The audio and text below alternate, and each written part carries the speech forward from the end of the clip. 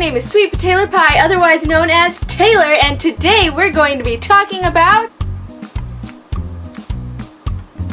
memories! More specifically, childhood memories. Even more specifically, childhood memories of the 1990s and early 2000s. That was a great time. The internet was still dial-up. Toys were sold even if they had a safety hazard. And television shows successfully made punny funny. But with all good things, there were also bad times. Today, I thought I would talk about both, just so we can fully get that nostalgic feeling that we all know and love. You feel me? Okay, first things first. The Tamagotchi. I was more addicted to this little toy than I am the internet right now. The Tamagotchi was a little egg-shaped toy with a digital creature inside that you'd have to take care of, otherwise it would die. And you would know that it would die because it would have this saddest little angel just floating there where your Tamagotchi once was, and you know that it died because you didn't take care of it because you were a bad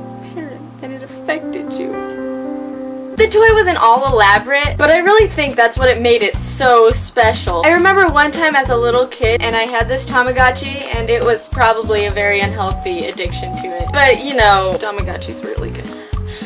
Anyways, the local museum was having a bubble exhibit, and my family wanted to go to it. So, me being obsessed with this Tamagotchi, I brought it in this little lanyard that I would carry around my neck everywhere I went. Everywhere. And while I was there, they had this little bubble place where you could get a bubble wand and actually blow bubbles inside. Which was the coolest thing because I was never allowed to blow bubbles inside because of lures and wet. No, you don't know, do you? You know, I had to bring my Tamagotchi, of course, because I wasn't about to let it die over some bubbles. But that exactly was what happened. Just listen. I was reaching over a bucket of soap to get my bubble wand so I could blow bubbles inside. And it being around my neck, and lanyards are long, it dropped right into the soap. I quickly pulled it up though, and the little angel was there where my Tamagotchi was, and I cried for days. The little guy was forced to go deep sea diving in a pool of bubbles without his bathing suit. And I never got a Tamagotchi again ever.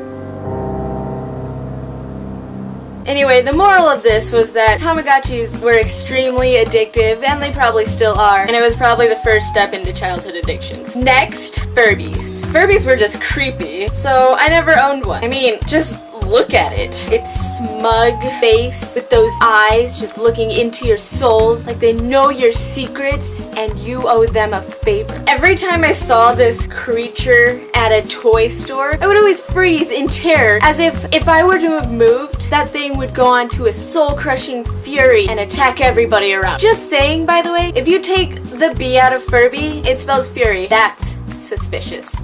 Look it up, they're evil. Moral of this, Furbies were the devil. Next, Heelys. Freaking Heelys. Heelys were awesome. I don't care how downgraded they were. They were the Transformers of shoes, people. Come on. I still have my pair of Heelys, and if I could fit my foot into them, they would probably be the only shoes I would ever wear. This better work. Come on. Heelys, do this for me, please. Dave. Watch out, school. Here's another cool person. Heelys got to be such a big deal that they had to put them in the restrictions in my school dress code. Yeah, because I'm a lamer and my school has a dress code.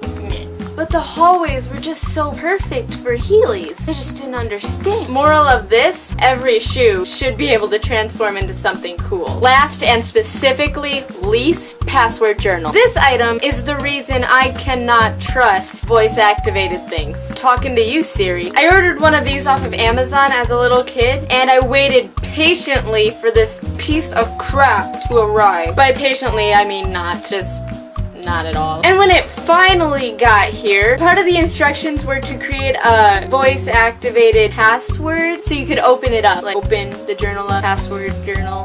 So, me being obsessed and in love with horses at that time, my password was, of course, horses. because I was creative as a kid. So then they make you verify your password by saying it again, but you have to say it the exact same way. And no matter how many times I said it the exact same way, it would not register my voice. Never got into my freaking password journal. I was locked out of the security that I created for my own password journal.